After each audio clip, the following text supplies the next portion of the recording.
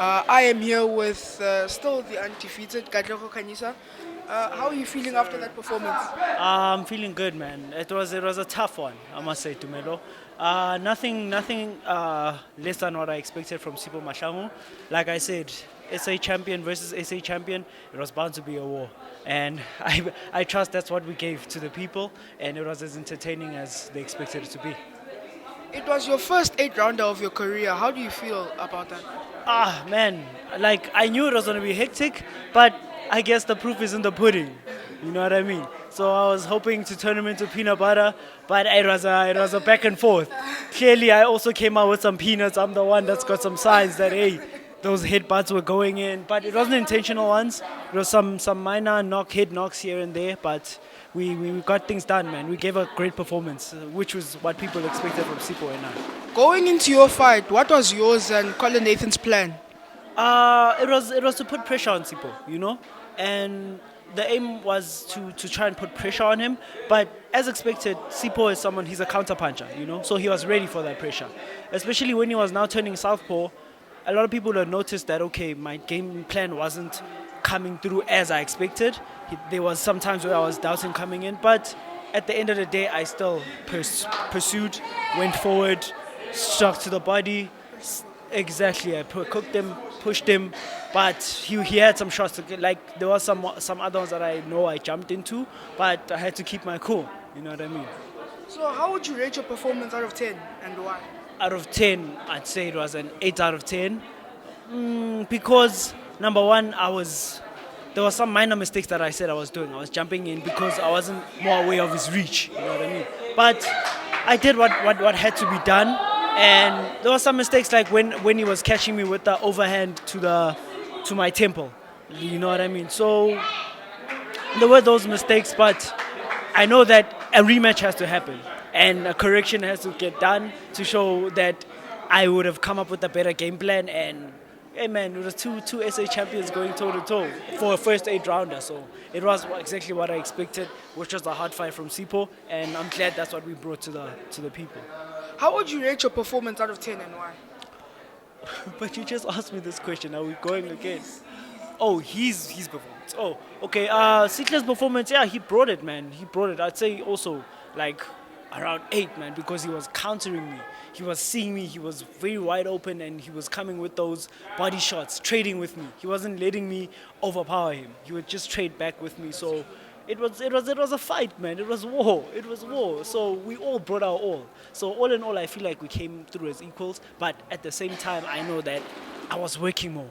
I was pushing him more, and I didn't wait too much. So I really want another rematch with Sipo because it was a great fight. I will not lie. This for an 8 rounder, it was an excellent fight, and he brought his A game. And I'm sure it's something he would want as well. He would definitely want a rematch. You looked very strong in that fight. So, like, how was camp leading into this fight? Yeah, man. Shannon was a great addition. I'll not lie. He was a very strong pillar to coming into this fight and with the preparation and everything.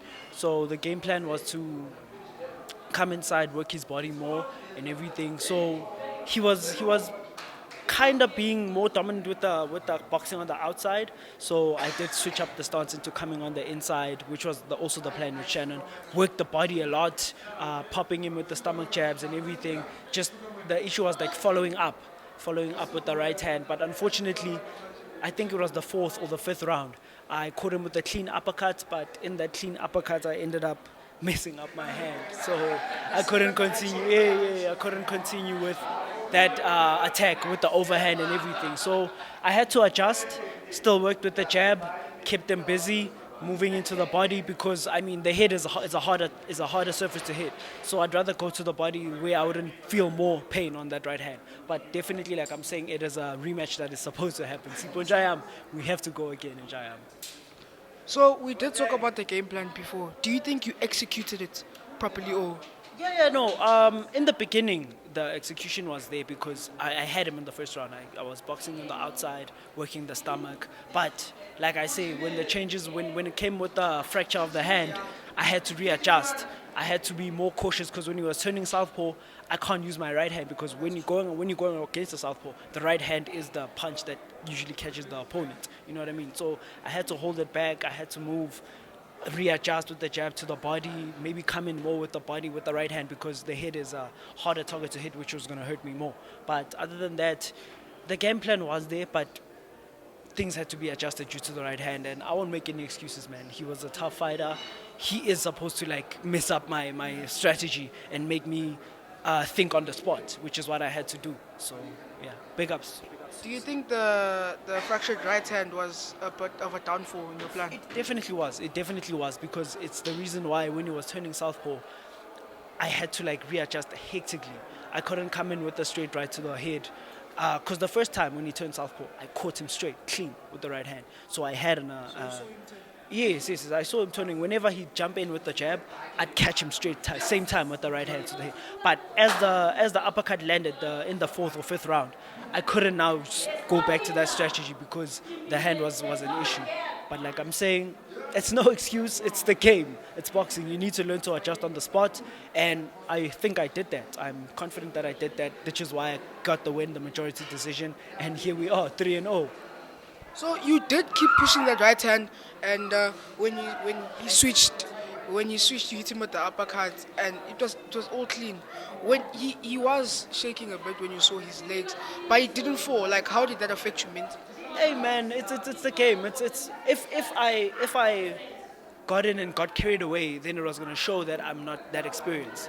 You know, you have to analyze the boxer. You have to see how he is. So when I caught him with the uppercut, I saw his composure. I saw his eyes didn't change. He didn't show fear. He was still standing strong, and he was still trading back with me whenever I thought I hurt him. You know, so big ups to him. Like I'm saying, he's a top boxer, but I still pushed. I kept the pressure going, and here we are. Was this fight like what you expected it to be? Of course. This is one of my hardest professional fights. Of the 3 fights, to be honest, Mahlangu was my hardest fight. And for the first 8-rounder, it was definitely the hardest fight. So to date, it's your toughest test ever. To date ever. Even in the amateurs, after having 38 fights and 6 losses in the amateurs, Mahlangu in the pros, my 3rd win, and he's the hardest fight I've ever had. So like, from this performance, like, what do you think you can learn from this? I should learn to adjust more because clearly Sipo had the larger reach against me and smarter boxer, smarter counter puncher. So coming in, how to time my punches clearer. Because like I've learned now that my uppercuts, when I throw them to the forehead, to the chin, they are sometimes detrimental to my hand because it's very fragile. So now I'm going to have to adjust, know how to work with someone who's taller, dig into the body more. It was working. I shouldn't have switched up and exactly on the inside. I shouldn't have now gone for the head and going for the uppercuts again. I should have stuck to going into the body, soften him up like I said I was, turn him into mush, and then go for the knockout. But it's boxing, man. Emotions go and strategies change. So, but other than that, definitely I learned a lot from this fight against Sipo. He's a good range fighter. That's why I had to switch on and come inside more where he wasn't getting those wide hooks inside. So when I was inside, I was catching him more in the body. He wasn't adjusting with the uppercuts. So there's a lot that we can both go back home and look at the video and come back and give a stronger performance in future. Because definitely a rematch is going to have to happen.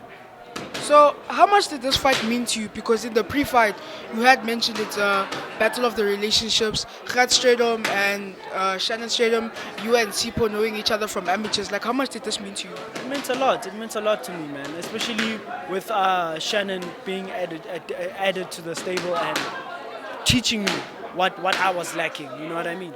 So it was a very important bout for me. And entirely, and the experience with Sipo.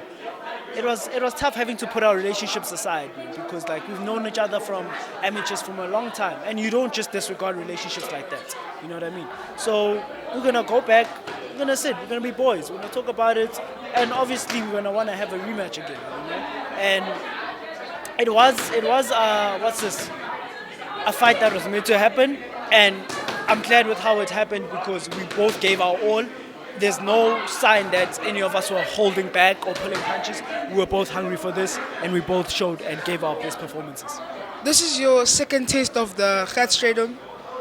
stable. How do you see yourself going against Kane for real? Because he's also a boxer. You wanna see yourself fighting for the Gauteng title. Of course, of course. I'm sure Kane saw what he had to see. I'm sure there's nothing that he thought he didn't know. He's seen my fights. I've fought against Sean van Veek, who was also from Grassstadium Gym. So it's not like they didn't know what was coming. And now they saw me again for the second time with another boxer from their stable. So he's got nothing to fear. You got nothing to fear, Kane. You know what's coming your way. So let's make it happen. Let's make it happen, Reggie. So which do you want first, the Kane for refight or the rematch with? Definitely the Kane for refight, and then if the rematch comes and Sipo wants to go for the title defense against me when I take it from Kane, most definitely. But we're moving on, we're moving forward. So this is your second time on the ESPN platform? This is my second time, man. I'm very humbled. I'm humbled. This is a great platform, man.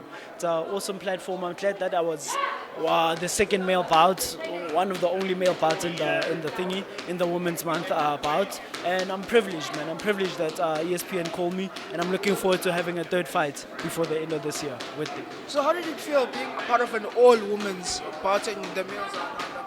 It was good, man, because I'm looking forward to going down now and watching Ellen and as well as Smash and give them support to the ladies from Gauteng.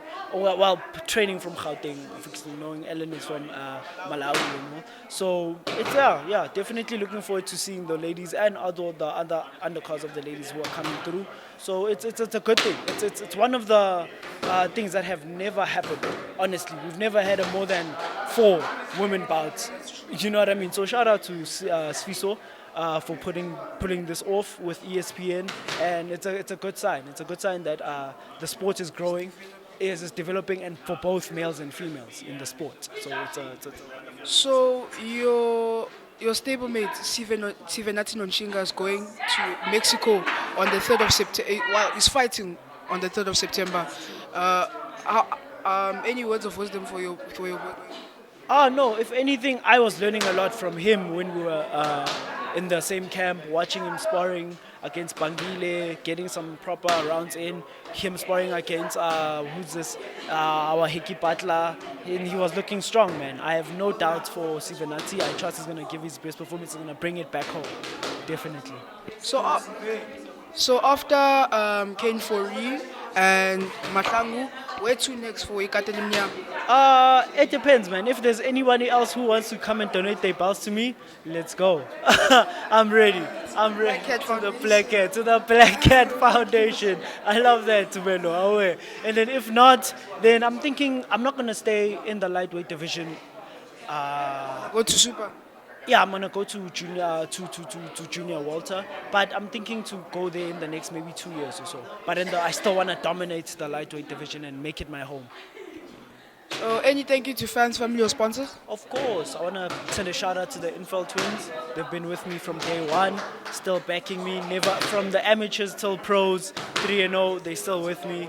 That's great. And coming to the fans who tuned in, my family who gave me all the support, you guys who are tuning into SA Boxing Talk, you are the main thing that's keeping boxing in South Africa alive, and we love it. We love it. And please stay tuned.